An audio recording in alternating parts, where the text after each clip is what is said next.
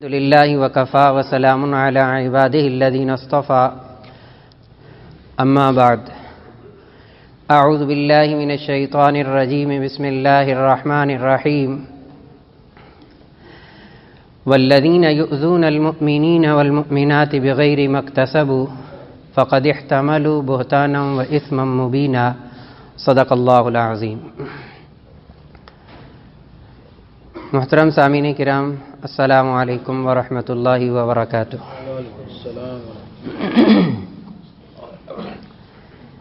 میں نے ابھی آپ کے سامنے سورۃ الاحزاب کی آیت نمبر 58 تلاوت کی ہے. اس آیت مبارکہ کے اندر اللہ رب العزت نے ایمان والے مردوں کو اور ایمان والی عورتوں کو ایک بات کا حکم دیا، بلکہ روکا ہے، حکم نہیں کے معنی میں. اللہ فرماتے ہیں کہ وہ لوگ کہ جو ایمان والے مردوں اور ایمان والی عورتوں کو تکلیف دیتے ہیں، ایذا پہنچاتے ہیں، بغیر مکتسب، بغیر کسی وجہ کے، یعنی کہ انہوں نے غلطی نہیں کی لیکن یہ لوگ تکلیف پہنچاتے ہیں، تو فقد احتملوا بہتانا و اثما مبینا، تو انہوں نے اپنے اوپر ایک تو بہتان ترازی اور دوسرا بہت بڑا گناہ اپنے سر لے لیا. خلاصہ یہ نکلتا ہے کہ اللہ رب العزت نے ایمان والوں کو تکلیف دینے سے، ایمان والی عورتوں کو تکلیف دینے سے منع فرمایا ہے. رسول اللہ صلی اللہ علیہ وسلم نے ایک حدیث مبارکہ میں فرمایا، لا تؤذوا المسلمین، مسلمانوں کو تکلیف نہ دیا کرو. اور ایک مشہور ارشاد گرامی ہے آپ صلی اللہ علیہ وسلم کا کہ المسلم من سلم المسلمون من لسانہ و یدہ، کامل مسلمان وہ ہے کہ اس کے ہاتھ سے، اس کی زبان سے دوسرا مسلمان محفوظ رہے. گزشتہ کئی جمعوں سے ایک سلسلہ چل رہا تھا ہمارا آسان نیک اعمال، کہ وہ کون سے اعمال ایسے ہیں کہ جن پر بندے کا کچھ نہیں صرف ہوتا لیکن اس کے لیے کرنا آسان ہے. بالکل آپ اس موضوع کو بھی اسی طرح لیں کہ انسان اپنے آپ کو اس طرح بنا لے کہ اس کی ذات سے کسی کو تکلیف نہ پہنچے، کسی کو تکلیف نہ پہنچے. اس پر بندے کا نہ کوئی وقت صرف ہوتا ہے، نہ اس پر پیسہ خرچ ہوتا ہے، نہ اسے کچھ کرنا پڑتا ہے. ابتدا کے اندر میں امام غزالی رحمہ اللہ کی ایک بات سناؤں گا. امام غزالی رحمہ اللہ کی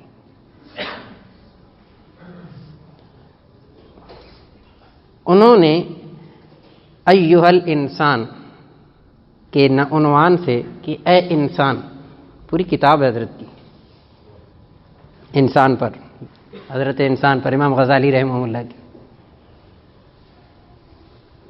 انہوں نے ایک پیراگراف لکھا بڑا ہی خوبصورت. مخاطب کرتے ہیں انسان کو امام غزالی اور فرماتے ہیں کہ اے انسان، تجھے اللہ نے اپنی تمام مخلوقات میں سے اشرف بنایا ہے. اسے انسان کو اشرف المخلوقات کہتے ہیں. تمام مخلوقات میں سے تجھے معزز بنایا، اشرف بنایا، لیکن تو اپنا مقام اور منصب کھو چکا ہے. جس منصب پہ تھا نا، اس کو تو نے چھوڑ دیا ہے. جب تو اپنے منصب سے ہٹا ہے تو پھر اللہ کی مخلوقات تیرے ماتحت بہت ساری تھیں، تو ان مخلوقات کی طرح بن جاتا جو لوگوں کو فائدہ پہنچاتے ہیں. اگر تو نے جانور بننا ہی تھا انسان، تو وہ جانور بنتا نا جس سے انسان کو فائدہ ہوتا ہے. حضرت نے مثال دی ہے، بھینس ہے، بھیڑ ہے، بکری ہے، انسان کے فائدے کے لیے ہیں. انسان دودھ پیتا ہے، انہی کا گوشت بھی کھاتا ہے، تو انسان کے فائدے کے لیے ہیں. کہا اپنے مقام کو چھوڑا ہے اور نیچے آیا ہے تو کم از کم نیچے میں تو ان جانوروں کو تلاش کر جو انسان کو فائدہ دیتے ہیں، لوگوں کو فائدہ دیتے ہیں. کہا یہاں بھی تو نہیں فٹ ہو رہا تو پھر ان جانوروں کی طرح بن جائے. امام غزالی کے الفاظ ہیں کہ جو نہ انسان کو تکلیف دیتے ہیں اور نہ نفع دیتے ہیں، جنگل میں رہتے ہیں.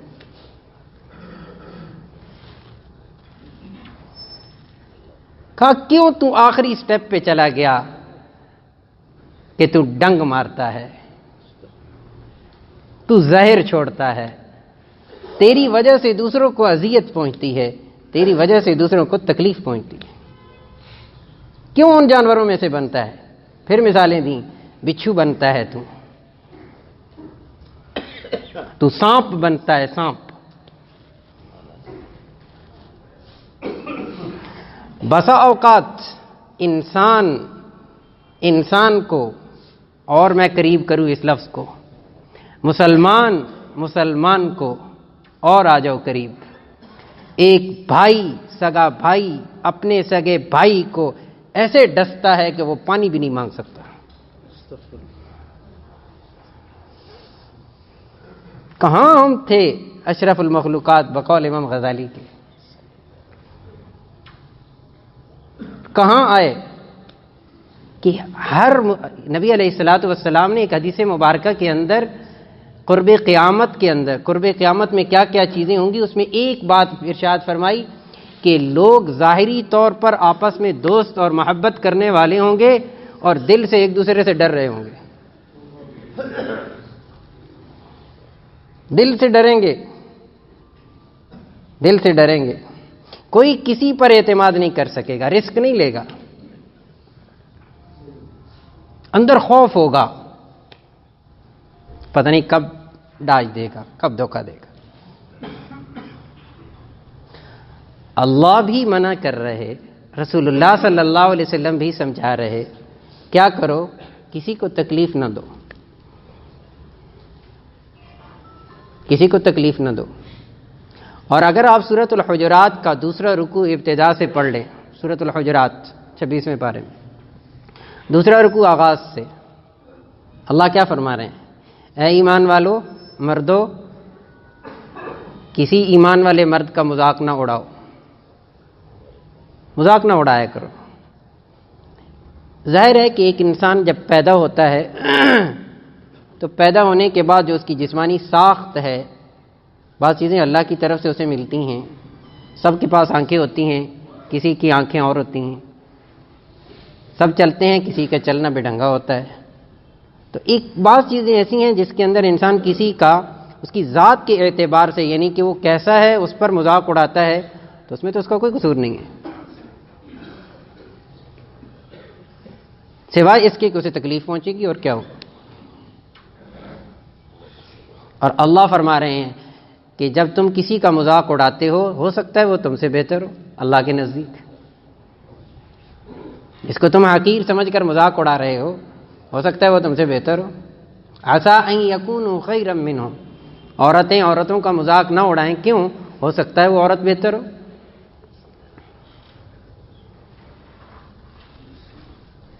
تانا زنی نہ کرو، ایک دوسرے کو تانے نہ دیا کرو، اس سے تکلیف ہوتی ہے تانا دینا. رسول اللہ صلی اللہ علیہ وسلم نے فرمایا ایک آدمی سے گناہ سرزد ہو اور وہ اس گناہ سے توبہ کر لے. من عیر اخاہ بذنب او کما قال علیہ السلام، کسی بندے نے اپنے کسی بھائی کو عار دلایا اس گناہ کا جس سے وہ توبہ کر چکا ہے، رسول اللہ صلی اللہ علیہ وسلم فرما رہے ہیں یہ بندہ جس نے اس بندے کو عار دلائی ہے، شرم دلائی ہے، یہ اس وقت تک نہیں مرے گا جب تک کہ اس گناہ میں مبتلا نہ ہو جائے. ہم تو عام ہیں نا، اب بڑے حاجی بنتے ہو، اب بڑے صوفی بنتے ہو، اب بڑے نیک بنتے ہو، ہمیں پتہ ہے کتنے پانی میں یہ کیا یہ کیا یہ کیا یہ کیا یہ کیا، ہو سکتا ہے توبہ کر چکا ہو. پھر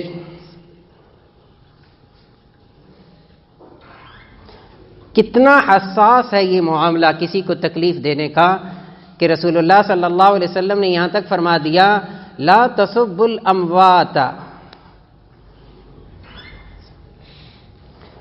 مردوں کو برا بھلا نہ کرو، جو دنیا سے جا چکے ہیں ان کو برا بھلا مت کہو، کیوں؟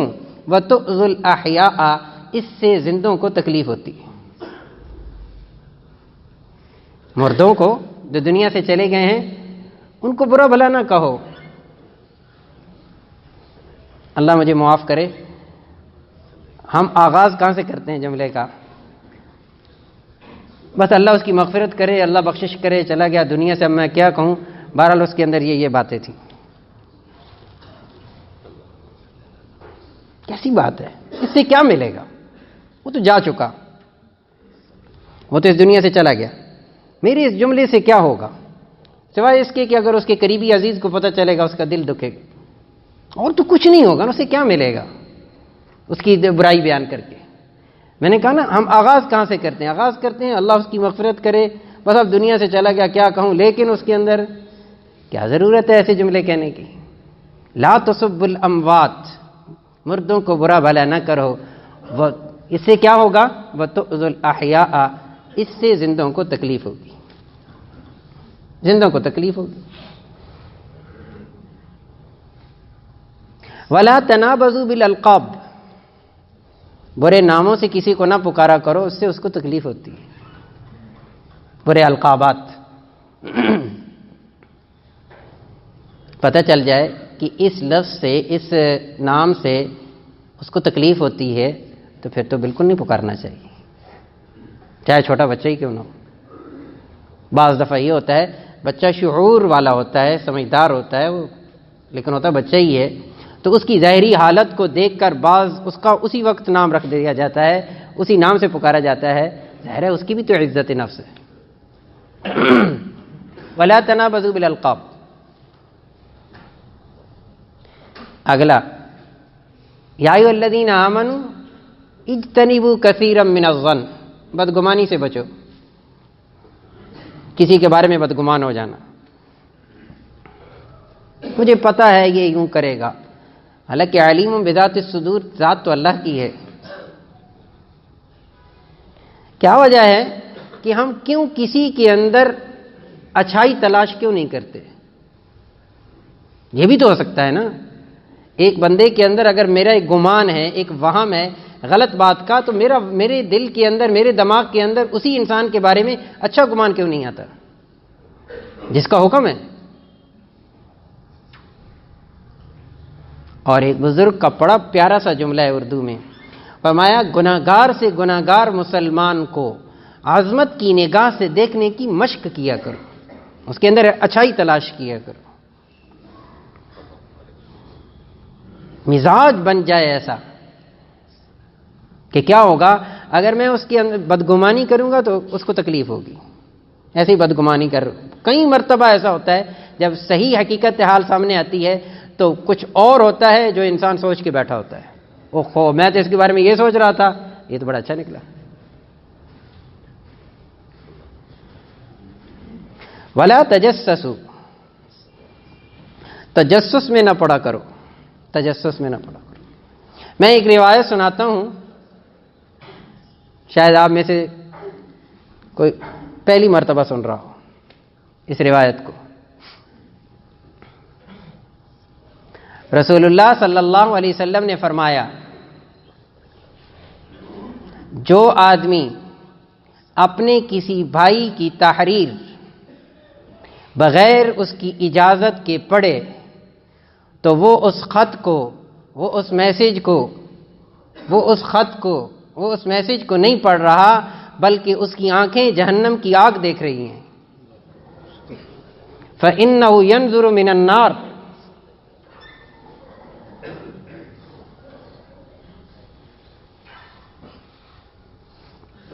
فَإِنَّهُ يَنظُرُ مِنَ النَّارِ، بلا اجازت کسی کی تحریر پڑھنا، بلا اجازت کسی کا میسج پڑھنا، رسول اللہ صلی اللہ علیہ وسلم فرما رہے ہیں فَإِنَّهُ يَنظُرُ مِنَ النَّارِ، یہ میسج نہیں پڑھ رہا، یہ خط نہیں پڑھ رہا، یہ کسی کی تحریر نہیں پڑھ رہا جس کی اجازت نہیں ہے، بلکہ یہ کیا کر رہا ہے؟ یہ جہنم کی آگ کو دیکھ رہا ہے، اس خط کو نہیں دیکھ رہا۔ تجسس رہتا ہے کہ پتہ نہیں اس لفافے کے اندر کیا ہے۔ ہمارے پاس جدید چیزیں آج کل موبائل ہیں، اس لیے بزرگوں نے لکھا ہے کہ جو آدمی کسی کو موبائل دکھا رہا ہے، کوئی میسج دکھا رہا ہے یا کوئی پکچر، کوئی تصویر دکھا رہا ہے، کوئی چیز دکھا رہا ہے، فرمایا کہ اسی کو دیکھے، آگے پیچھے اس کو نہ چھیڑے، ہو سکتا ہے آگے نہ دیکھنے والی وہ چیز آپ کے۔ جس حد تک اجازت ہے اس حد تک کو دیکھا جائے۔ وَلَا يَغْتَبْ بَعْضُكُمْ بَعْضًا، غیبت نہ کیا کرو، غیبت نہ کیا کرو۔ کیا خوبصورت بات لکھی ہے، کہنے لگی کہ غیبت ایک ایسا گناہ ہے جو مسجد میں بھی بندہ کرتا ہے۔ غیبت ایک ایسا گناہ ہے جو خانہ کعبہ میں وہاں حرم کے اندر، مطاف کے اندر بیٹھ کے کرتا ہے۔ غیبت کیا ہے؟ کسی مسلمان کی برائی بیان کسی مسلمان کی ایسی بات کو بیان کرنا، اگر اس پر دہرا دی جائے تو اسے تکلیف پہنچے، اس کی عدم موجودگی میں بیان کرنا۔ صحابہ نے پوچھا یا رسول اللہ، جو عیب اس کا ہم بیان کر رہے ہیں اب واقعتاً اس کے اندر ہو تو بھی غیبت ہے؟ فرمایا تو ہی تو غیبت ہے۔ وہ بات جو اس کے اندر ہے نہیں اس کو تم ڈسکس کرو گے تو وہ غیبت تھوڑی ہوگی، وہ تو بہتان ہوگا، وہ تو غیبت نہیں ہوگی۔ پھر اسی طرح ہم جہاں رہ رہے ہیں آپس میں دیکھیں کہ ہمارے اندر کوئی ایسی چیزیں تو نہیں جس کی وجہ سے تکلیف ہو رہی ہو، کسی مسلمان کو تکلیف ہو رہی ہو۔ مسجد میں آ کر بسا اوقات لا علمی میں کہوں گا کہ اس کی وجہ سے بعض دفعہ بندہ کسی کو تکلیف دے رہا ہوتا ہے۔ باقاعدہ لکھا ہے ہمارے علماء نے کتابوں کے اندر، ایسی جگہ نماز ادا کرنا اکیلے میں، جیسے ہم جماعت کے ساتھ پڑھتے ہیں وہ تو اور بات ہے، اکیلے میں ایسی جگہ سے نماز پڑھنا جہاں کسی آدمی نے گزرنا ہو۔ میں ایسا اپنی مسجد کی مثال دیتا ہوں، اگر کوئی آدمی آئے اور پورا ہال خالی ہو یا کچھ چند ایک نمازی ہوں تو ایک نمازی باہر سے آئے نماز پڑھنے کے لیے اور بالکل آخری صف میں کھڑے ہو کر نماز پڑھے، تو اس نے اپنے عمل سے کیا کیا ہے؟ اس نے اپنے عمل سے یہ کیا ہے کہ جو بھی آئے گا نا گزرے گا تو میرے سامنے سے نہیں ایک چکر لگا کے گزرے گا۔ باقاعدہ میں نے عرض کیا یہ لکھا ہے کتابوں میں کہ ایسی جگہ پہ نماز ادا کی جائے کہ جس سے گزرنے والے کو تکلیف نہ ہو۔ گزرگاہ، آپ اس کو عام معنی میں لے لیں کہ جتنی بھی گزرگاہیں ہیں ان کا استعمال اس طرح ہو کہ کسی دوسرے کو تکلیف نہ ہو۔ بعض چیزیں ایسی ہوتی ہیں جس کا تعلق انسان کی عقل اور سمجھ اور سوچ سے ہوتا ہے، ہر ایک بات کو عیاں نہیں کرنا پڑتا کہ یہ جو ہماری سڑکیں ہیں، جتنی شاہراہیں ہیں، ان کا مقصد کہ گاڑی چلے اس پر، نہ کہ اس کے اوپر تقریبات کی جائیں، نہ کہ ان کے اوپر کھیلا جائے، اس کے لیے نہیں بنائی گئی۔ تو گاڑی کی چلنے کی جگہ ہے، فٹ پاتھ پارکنگ نہیں ہے، وہ تو پیدل والوں کی چلنے کی جگہ ہے۔ پیدل والا اگر ایسے چل رہا ہے جس سے سوار کو تکلیف ہو رہی ہے تو بھی غلط، اور سواری پر سوار ہے وہ اس طرح چلا رہا ہے سواری کو یا اس طرح اس کو چلایا جا رہا ہے ایسی جگہ پر کہ جس سے پیدل والے کو تکلیف ہو، بہرحال تکلیف ہے۔ ٹریفک کے ہمارے کتنے مسائل ہیں کہ جس کے اندر بہت ساری باتیں ایسی آتی ہیں سامنے جس کی وجہ سے دوسرے کو ہم تکلیف دے رہے ہوتے ہیں۔ آپ صرف پارکنگ کو لے لیں، علماء نے لکھا ہے غلط پارکنگ پر 4-5 گنا نقل کیے ہیں جو ملتے ہیں، صرف غلط پارکنگ پر۔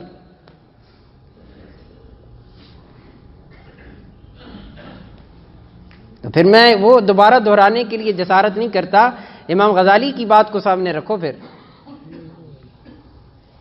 کیا یہ کسی انسان کے لیے کافی نہیں ہے کہ لکھ کے لگا دیا جائے یہاں پارکنگ نہیں کرنی؟ باعزت طریقہ تو یہی ہے کہ اس سے کیا ہوگا، اگر آپ یہاں گاڑی کھڑی کرو گے جہاں لکھا ہوا ہے کہ یہاں پارکنگ نہیں کرنی تو اس سے دوسرے کو تکلیف ہوگی اگر آپ نے کی ہے تو۔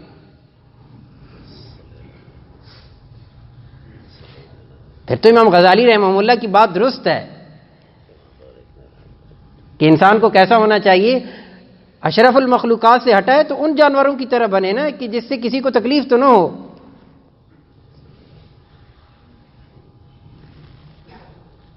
بہت ساری ایسی چیزیں ہیں، چھوٹی چھوٹی ایسی چیزیں ہیں گھروں کے اندر، دفاتر کے اندر اور کئی جگہوں پر کہ جس سے صرف ہم تکلیف دیتے ہیں اور کچھ نہیں ہوتا اس کو۔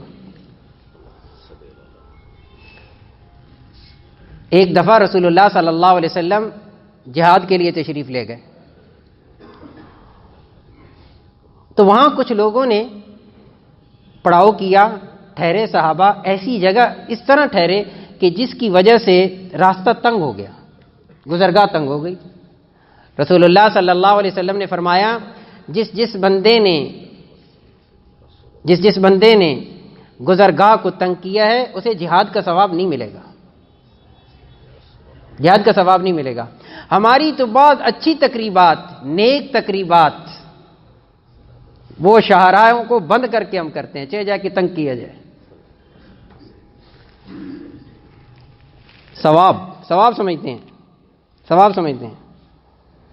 اچھی تقریبات ہوتی ہیں، نیک تقریبات ہوتی ہیں جس میں تلاوت ہوتی ہے، نعتیں ہوتی ہیں اور کئی طرح کے اچھے اچھے بیانات ہوتے ہیں، اچھی باتیں بتلائی جاتی ہیں۔ کہاں؟ پوری شاہراہ کو بند کر کے۔ اور آپ نے کیا فرمایا؟ جس نے صرف راستے کو تنگ کیا اسے اجر نہیں ملے گا۔ کسی مسلمان نے اپنے کسی بھائی کی کوئی چیز لے لی مذاق میں، مذاق کے اندر، جیسے ایک جگہ ہوا کہ ایک صحابی سوئے ہوئے تھے، ان کی رسی لے لی گئی، اٹھا لی، تو وہ پریشان ہو، یا رسول اللہ میرے پاس ایک رسی تھی، وہ پتنی کو اٹھا کے لے گیا۔ آپ نے پوچھا کس کے پاس ہے؟ تو بتایا میرے پاس ہے اللہ کے رسول۔ آپ نے فرمایا لا یحل لمسلم ان یروع مسلما، کسی مسلمان کے لیے یہ حلال نہیں ہے کہ کسی دوسرے مسلمان کو ڈرائے، اس کو تنگ کرے، اس کو تکلیف پہنچائے۔ ملعون من زارا، لعنت کی گئی ایسے بندے پر جو دھوکہ دے، جو کسی مسلمان کو تکلیف دے۔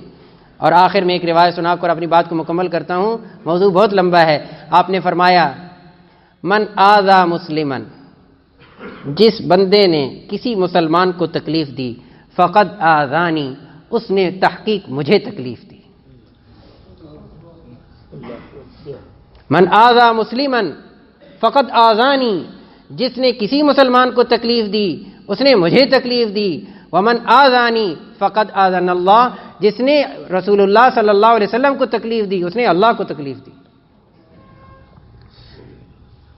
اللہ رب العزت ہم سب کو اس بات کی فکر میں رہنے کی توفیق نصیب فرمائے کہ میری ذات سے کسی کو تکلیف نہ پہنچے۔ وآخر دعوانا الحمدللہ۔